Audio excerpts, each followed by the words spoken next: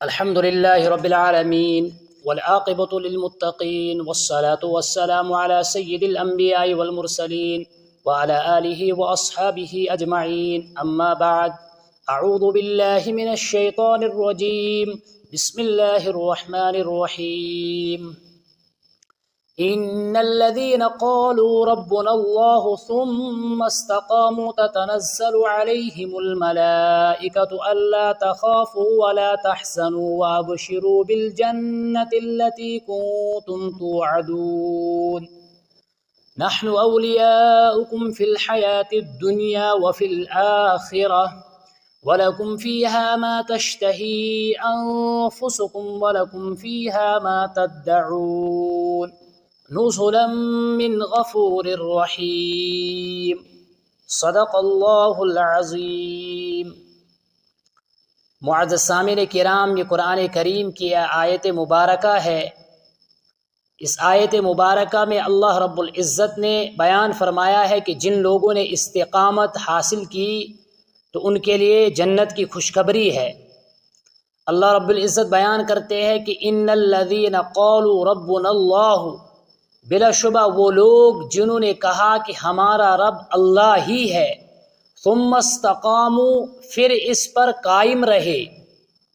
تتنزل علیہم الملائکۃ، تو فرشتوں کی آمد ان کے پاس ہوگی، فرشتے ان سے کہیں گے لا تخافوا ولا تحزنوا، تم نہ تو خوف کرو اور نہ غمگین ہو جاؤ، وابشروا بالجنۃ التی کنتم توعدون، اور جس جنت کا تمہارے ساتھ وعدہ کیا گیا تھا اس جنت کی خوشخبری سن لو۔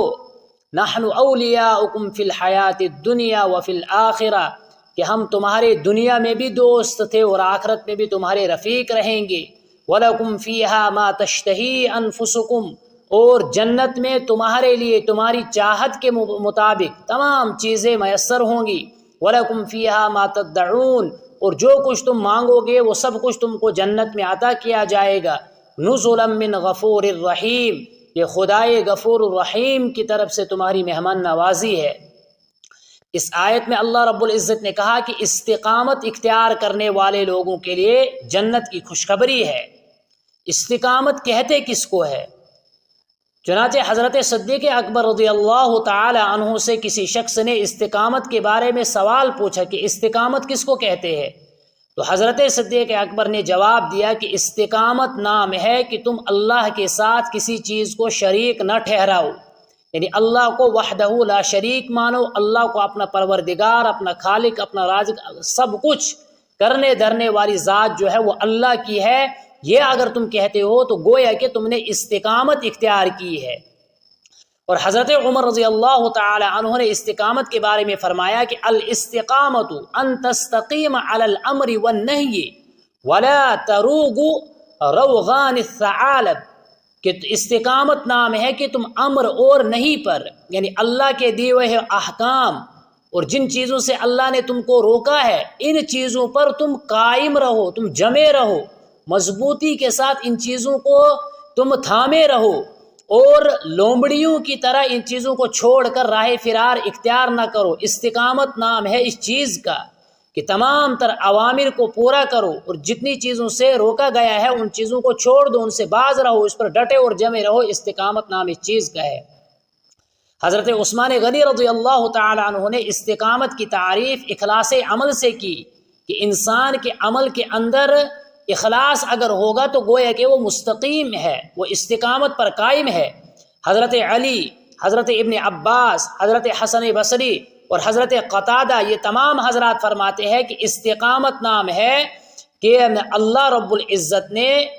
انسان پر جتنے بھی فرائض اور انسان پر جتنی بھی چیزوں کو لازم کیا ہے ان تمام چیزوں کو پورا کرنا، ان تمام اوامر کو بجا لانا، ان تمام احکام کی پابندی کرنا، استقامت نام اس چیز کا ہے۔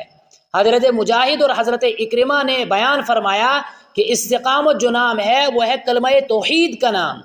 کہ استقامت کہتے ہیں کلمہ توحید کو، یعنی جو لا الہ الا اللہ پڑھتا ہے، جو اللہ کو ایک مانتا ہے، اس کو استقامت کہتے ہیں۔ حضرت مقاتل نے کہا کہ استقامت نام ہے معارفت کا۔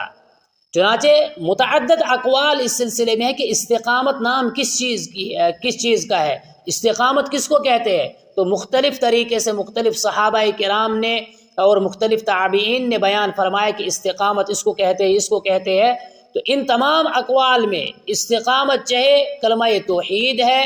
چاہے اس کلمہ توحید کا اقرار کرنے کے بعد اس پر قائم اور دائم رہنا، اللہ کے اوامر کو بجا لانا اور نواہی سے اپنے آپ کو روکنا، ان تمام چیزوں کو انسان اگر کرے گا، یعنی جو احکام اللہ کی طرف سے آئے ہیں، اللہ کو اپنا رب مانے، اللہ کو خالق رازق سب کچھ مانے اور پھر اس پر قائم رہے، تو اس کے لیے اللہ رب العزت نے کہا ہے کہ تتنزل علیہم الملائکۃ، ان پر فرشتوں کا نزول ہوگا۔ یہ فرشتوں کا نزول کب ہوگا؟ فرشتے جو ان کو خوشخبری سنائیں گے۔ اس سلسلے میں حضرت ابن عباس رضی اللہ تعالیٰ عنہ کا قول ہے کہ یہ فرشتے انسان کے پاس موت کے وقت آئیں گے اور اس وقت اس سے کہیں گے کہ اللہ تخافوا ولا تحزنوا، کہ تم نہ تو خوف کرو نہ غمگین ہو جاؤ، پریشان ہونے کی کوئی ضرورت نہیں ہے۔ اور اسی طریقے سے حضرت وکیع فرماتے ہیں کہ استقامت نام ہے کہ موت کے وقت انسان کے پاس فرشتوں کا نزول موت کے وقت انسان کے پاس ہوگا، یا قبر کے وقت جب نکالے جائیں گے تو اس وقت فرشتے آئیں گے، اس وقت اس کو یہ خوشخبری دیں گے، اور محشر میں بھی جب حساب و کتاب ہوگا، لگے گا، محشر کا میدان قائم ہوگا، تو اس وقت بھی یہ فرشتے اس کے پاس آئیں گے، اس کو یہ خوشخبری سنائیں گے۔ اور ابو نعیم نے حضرت ثابت سے نقل کرتے ہوئے روایت نقل کی ہے کہ ابو نعیم نے فرمایا کہ جب انہوں نے حامیم، حضرت ثابت نے جب حامیم السیدہ کی تلاوت کی اور اس وقت وہ تتنزل علیہم الملائکہ والی آیت اس جگہ پر پہنچے، تو اس جگہ پر پہنچتے وقت انہوں نے کہا کہ مجھے یہ حدیث پہنچی ہے کہ انسان کے پاس فرشتے اس وقت آئیں گے جب اس کو قبر سے اٹھایا جائے گا، اس وقت وہ فرشتے اس کو یہ خوشخبری دیں گے، اس کو یہ کہیں گے کہ تمہیں خوف کرنے کی کوئی ضرورت نہیں ہے، تمہیں غمگین ہونے کی کوئی ضرورت نہیں ہے، بلکہ تم اس جنت کی خوشخبری سنو جس جنت کا اللہ نے تمہارے ساتھ دنیا میں وعدہ کیا تھا کہ اللہ تم کو وہ جنت عطا کرے گے۔ یہ فرشتے گویا کہ قبر کے وقت جو منکر نکیر جو فرشتے انسان کے ساتھ ہوتے ہیں، کرامن کاتبین، جو انسان کے نام اعمال لکھتے ہیں، انسان کے تمام تر افعال کو لکھتے ہیں، وہی فرشتے اس وقت اس کو تسلی دیں گے، اس وقت اس کو خوشخبری دیں گے، اس کو اللہ رب العزت نے بیان کیا کہ وَأَبْشِرُوا بِالْجَنَّةِ الَّتِي كُنْتُمْ تُوعَدُونَ، جس جنت کا ہم نے تمہارے ساتھ وعدہ کیا تھا، وہ آج اس کی خوشخبری سن لو، وہ جنت تمہارے لیے ہے، آج تمہیں اس میں ڈال دیا جائے گا، تمہیں اس میں داخل کیا جائے گا۔ اور اللہ رب العزت پھر آگے فرمائے کہ نحن اولیاؤکم فی الحیات الدنیا وفی الآخرہ، کہ ہم تمہارے دوست دنیا میں بھی تھے اور یہاں پر بھی تمہارے رفیق رہیں گے، اور وَلَكُمْ فِيهَا مَا تَشْتَهِي أَنفُسُكُمْ، تمہاری چاہت جو ہوگی، تم جو چاہو گے، جیسا چاہو گے، جتنا چاہو گے، تو سب کچھ تم کو دیا جائے گا۔ تم کوئی چیز مانگو گے تو تمہارے مانگنے سے پہلے ہی صرف تمہارے ارادے سے تمہارے سامنے موجود ہوگی، جو تمہیں کھانے کا جی چاہے، جو تمہیں پہننے کا جی چاہے، تمہارے سامنے سب کچھ حاضر ہوگا، لیکن شرط اس کے لیے ہے کہ ان الذین قالوا ربنا اللہ ثم استقاموا،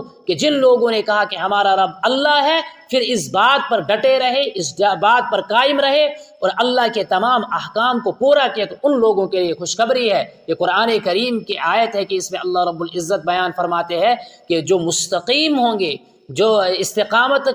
پر ڈٹے ہوں گے، استقامت جنہوں نے قائم کی ہوگی، ان کو اللہ رب العزت یہ انعام عطا کرے گا۔ اللہ رب العزت ہم کو بھی استقامت پر قائم رکھے اور ہمیں بھی ان لوگوں میں داخل اور شامل فرمائے جو استقامت پر قائم رہتے ہیں۔ وآخر دعوانا الحمد للہ رب العالمین۔